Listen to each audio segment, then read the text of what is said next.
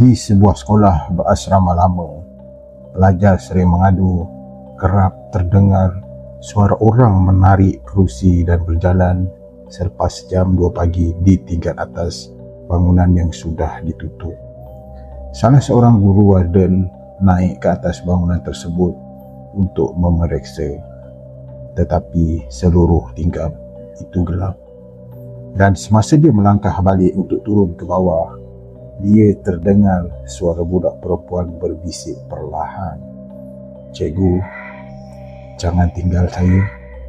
Cikgu Razak berhenti serta-merta sebaik saja dia mendengar bisikan itu.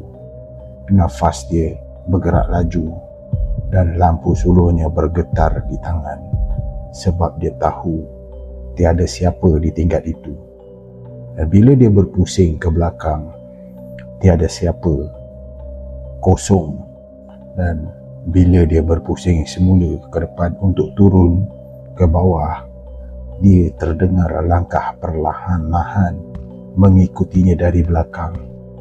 Dia turun dengan laju, tetapi bunyi langkah itu tetap mengejarnya semakin dekat, seolah-olah entiti itu benar-benar mengekorinya tepat dari belakang tengkuk dia. Dan sebaik saja dia sampai di bawah, bunyi itu berhenti serta-merta, senyap secara tiba-tiba. Hanya bunyi kipas lama yang berputar perlahan.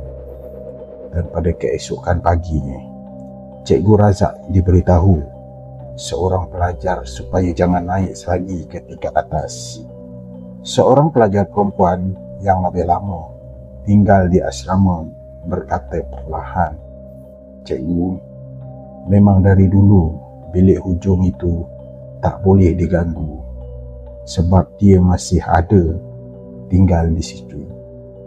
Mendengarkan kata pelajar perempuan itu, dan sejak daripada malam itu tiada siapa lagi yang berani berjaga selepas lewat malam, kerana kerap dikatakan penghuni bilik hujung itu masih belum pergi.